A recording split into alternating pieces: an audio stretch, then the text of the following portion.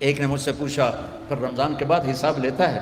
میں نے کہا اللہ بڑا سخی ہے، وہ دنیا کا بادشاہ لیا میرا قرضہ واپس کر، اور جب ایک دفعہ معاف کیا تو پھر معافی کی کریں۔ وہ ایک آدمی کہنے لگا ویکھو جی نور جہاں 27 رمضان نو مر گئی، میں کہ اللہ تو مقدمہ کر دے کہ 27 نو مر گئی، 27 رمضان شب قدر میں، بھائی پتہ نہیں اللہ کو نور جہاں رحمت اللہ علیہ کی کون سی نیکی پسند تھی جس پر اسے شب قدر کی موت عطا فرمائی۔ کبھی کسی کو حقیر، ابھی چند دن پہلے میرا جانے والا فوت ہوا ہے، کمیونسٹ، دہریہ، ساری زندگی کتابیں اسلام کے خلاف لکھی، شاعر بھی تھا اور شاعری بھی اسلام کے خلاف کی، اور مرتے ہوئے 3 دفعہ کلمہ پڑھا، مر گیا۔ اب بتا اللہ کو اتنی ساری نافرمانی کے بعد کیا چیز اس کو اللہ نے دیکھی اور پسند کی کہ موت پر اسے کلمہ نصیب فرما دی۔ تو کبھی کسی کو حقیر نہ جانا۔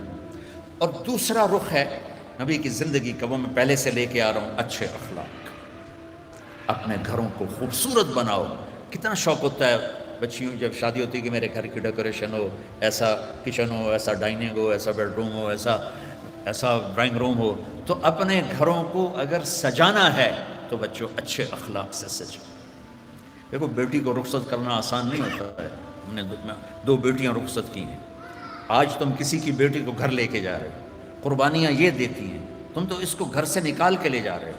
یہ اپنے ماں باپ کو چھوڑتی ہے، یہ بہن بھائیوں کو چھوڑتی ہے، یہ اپنی سہیلیوں کو چھوڑتی ہے، اپنی روٹین چھوڑتی ہے، اور سسرال کی روٹین میں اسے سیٹ ہونے میں وقت لگتا ہے، لیکن چوتھے دن ساساں دی یہ تو دل ہی نہیں لگتا پیا، یہ تو ماں نو ہی فون کیتی جاندی، ماں نو ہی فون کیتی جاندی۔ ابھی 2 دن پہلے کیس آیا میرے پاس کہ جی مجھے کہتے ہیں یہ تو ماں سے ہی باتیں کرتی رہتی ہے، جس نے جنا ہے اس کا کوئی حق نہیں۔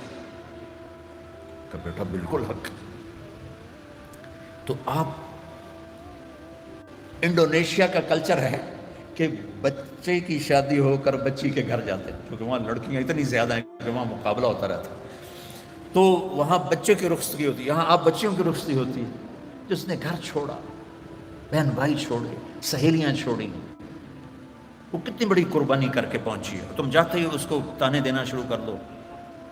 تو اچھا اس پہ قابو رکھو اگر گھر آباد کرنا ہے، چونکہ ہمارا وہ کیا اس کہتے ہیں کمبائن ہے، وہ فیملی جو ایک سسٹم ہے، تو اس میں مصیبت پہلے یہ بہت اچھا تھا کہ سب مل کے زندگی گزارتے تھے پیار سے، اب یہ عذاب بن گیا ہے کہ ساس کے تانے الگ۔ ابھی 2 دن پہلے ایک بچی میرے پاس آئی، لاہور سے بس پہ چڑھ کے وہاں پہنچ گئی، کہ جی دیکھیں یہ میری 6 ماہ کی بچی ہے، اور میرا خامند کہتا ہے تو نے میری بہنوں کی بھی خدمت کرنی ہے، میری ماں کی بھی کرنی ہے، میرے باپ کی بھی کرنی ہے، میرے بھائیوں کی بھی کرنی ہے، اور مجھے بتائیں میری 19 سال عمر ہے اور یہ بچی میرے کندھے پر ہے، میں سارا دن نوکرانیوں کی طرح کام کرتی ہوں، پھر بھی رات کو اتنے تانے سنتی ہوں کہ رو رو کے سوتی ہوں۔